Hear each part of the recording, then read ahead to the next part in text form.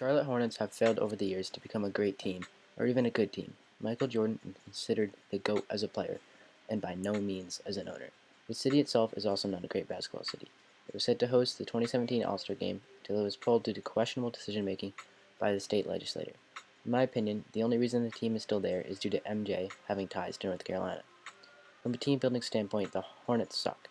They have failed drafting, selecting below-level players over all-stars. They have signed mediocre players to superstar-level contracts.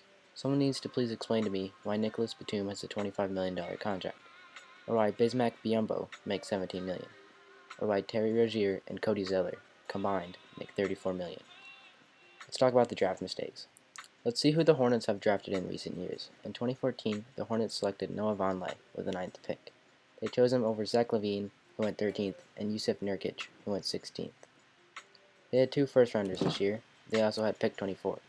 They chose Shabazz Napier out of UConn.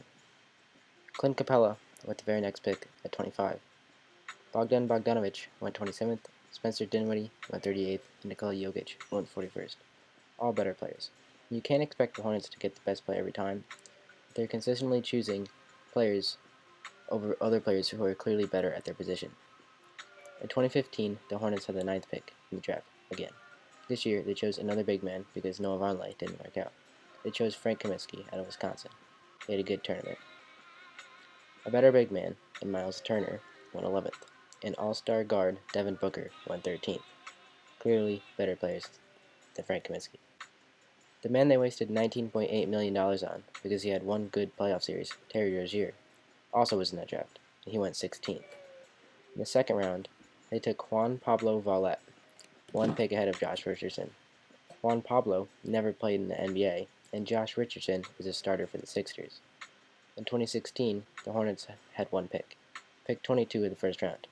They chose Malachi Richardson out of Syracuse after his impressive tournament performance. They chose him over Pascal Siakam and DeJounte Murray. Siakam went 27th, and Murray went 29th. Malcolm Brogdon, the Rookie of the Year from that draft class, went 36th. They're consistently failing and choosing the wrong players over players who performed well in the tournament.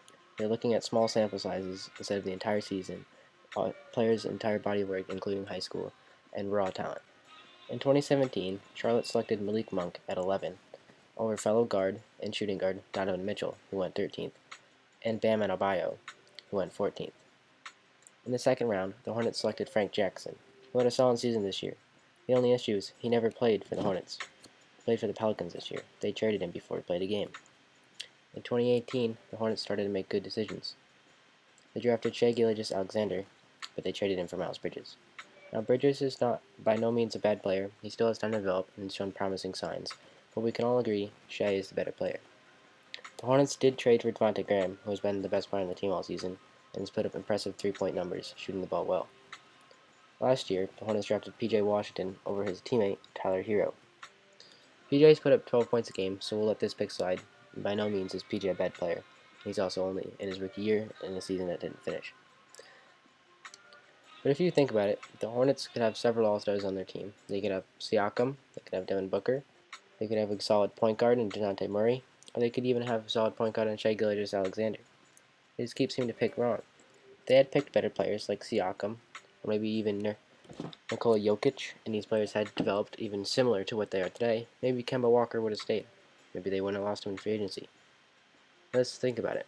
Charlotte really needs to get things going. They have to draft good. No big-time free agent is going to go to Charlotte. They can't afford to miss picks. They can't afford to make all-stars, especially in the second round. They keep staying mediocre, and they're going to get stuck staying mediocre, because they either got to blow things up and tank and try to get the top pick and get superstars, or they're just going to be stuck where they are. Keep getting late lottery picks and drafting the wrong players. They're stuck in a cycle. And if we're going to be honest, Charlotte isn't the best basketball city, and even a Hornet isn't the most scary mascot. Now, this all doesn't really matter, but Charlotte was tied for 28th in attendance. If the NBA decides to relocate, Charlotte might be the first to go. The team has little history, and its connection to the city isn't that great. Its roots to the city might be a lot smaller than we think. Could Charlotte be the team that ends up moving? Are they the team that's going to go to Seattle? Or maybe even somewhere else? Charlotte needs to get things going. MJ, let's be the GOAT of the front office.